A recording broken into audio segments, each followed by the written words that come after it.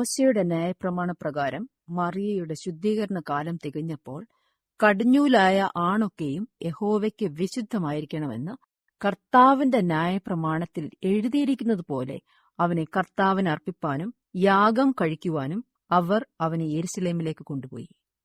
യെരുശലേമിൽ ശിമ്യോൻ എന്നു പേരുള്ളൊരു മനുഷ്യനുണ്ടായിരുന്നു. അവൻ നീതിമാനും ഇസ്രയേലിന്റെ ആശ്വാസത്തിനായി കാത്തിരിക്കുന്നവനുമായിരുന്നു. പരിശുദ്ധാത്മാവും അവന്റെ മേലുണ്ടായിരുന്നു. ക്രിസ്തുവിനെ കാണും മുമ്പേ മരണമുണ്ടാകുകയില്ല എന്ന് അവന് അരുളപ്പാടുണ്ടായിരുന്നു.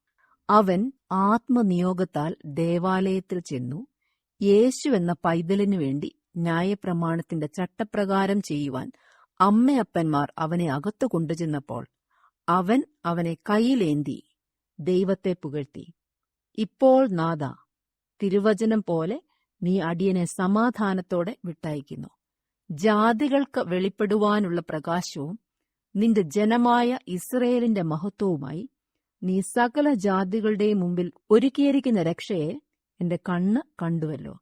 ദൈവിക വാഗ്ദാനങ്ങൾ തീർച്ചയായും നമ്മെ തേടിയെത്തും എന്ന ഈ അനുഭവം നമ്മെ ഓർപ്പിക്കുന്നു. ശിമയോന്റെ കാത്തിരിപ്പ് വൃഥാവായില്ല. ദൈവിക നടത്തിപ്പിന്റെ ഒരു നല്ല ഉദാഹരണമാണിത്. എത്തേണ്ട സ്ഥലത്ത് എത്തുവാൻ, കാണേണ്ട വ്യക്തിയെ കാണുവാൻ ദൈവിക നിർദ്ദേശത്തിന് കാതോർക്കുന്ന ഒരാൾക്ക് എപ്പോഴും സാധിക്കും. ആത്മനിയോഗത്താൽ ശിമയോൻ ദേവാലയത്തിൽ ചെന്നു. യേശുവിനെ തിരിച്ചറിഞ്ഞ് ആ വാഗ്ദാന നിവർത്തിയെ ഓർത്ത് ദൈവത്തെ പുകഴ്ത്തുന്ന ശിമയോൻ. ജീവിതത്തിൽ ദൈവം നൽകിയ വാഗ്ദാനങ്ങൾ ഫലപ്രാപ്തിയിലെത്തുമ്പോൾ എന്താണ് നമ്മുടെ പ്രതികരണം? ദൈവത്തെ സ്തുതിക്കുവാൻ സമയം കണ്ടെത്താറുണ്ടോ? നിന്റെ സ്വന്തം പ്രാണനിൽ കൂടെ ഒരു വാൾ കടക്കും എന്ന് പറഞ്ഞു. പലപ്പോഴും ദൈവിക അനുഗ്രഹങ്ങൾ കേൾക്കുവാൻ ധൃതി കാട്ടുന്ന നാം വെല്ലുവിളികളുടെ വാക്കുകൾ ആഗ്രഹിക്കുന്നില്ല. മറിയയുടെ ഹൃദയത്തിലൂടെ വാൾ കടക്കുമെന്ന ശിമയോന്റെ വാക്കുകൾ നമ്മുടെ രക്ഷയ്ക്ക് വേണ്ടിയായിരുന്നു.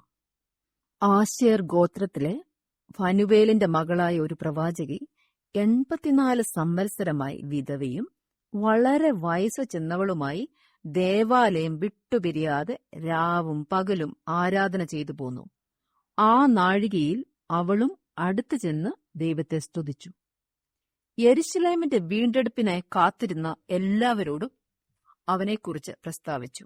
വിധവയുടെ പരിഭവങ്ങളൊന്നുമില്ലാതെ ആരാധനയിൽ കഴിഞ്ഞ അന്ന. ശിശുവിനെ കൈയിലേന്തി ശിമയോൻ ദൈവത്തെ പുകഴ്ത്തി. ഹന്ന അടുത്തു നിന്ന് ദൈവത്തെ സ്തുതിച്ചു. ക്രിസ്തുമസിൽ ഈ രക്ഷിതാവിനായി ഹൃദയം തുറക്കുവാൻ നമുക്ക് സാധിക്കട്ടെ. അടുത്തു നിന്ന് അവനെ സ്തുതിക്കുവാൻ, ആ രക്ഷകനെപ്പറ്റി പലരോടും പ്രസ്താവിക്കുവാൻ നാം മുൻകൈയെടുക്കുക. ആത്മനിയോഗത്തിൽ ജീവിപ്പാൻ നമുക്ക് ഓരോരുത്തർക്കും സാധിക്കട്ടെ. ഞങ്ങളെ വിളിക്കുവാൻ ആഗ്രഹിക്കുന്നുവെങ്കിൽ 098820221957 എന്ന നമ്പർ ഉപയോഗിക്കുക. എല്ലാ ബുധനാഴ്ചകളിലും വെള്ളിയാഴ്ചയും രാവിലെ 11 മുതൽ 12 മണി വരെയുള്ള സമയം ഞങ്ങൾ നിങ്ങൾക്കായി പ്രാർത്ഥിക്കുന്നു. പ്രാർത്ഥനയ്ക്കായി വിളിക്കേണ്ട ഫോൺ നമ്പർ 079960010203.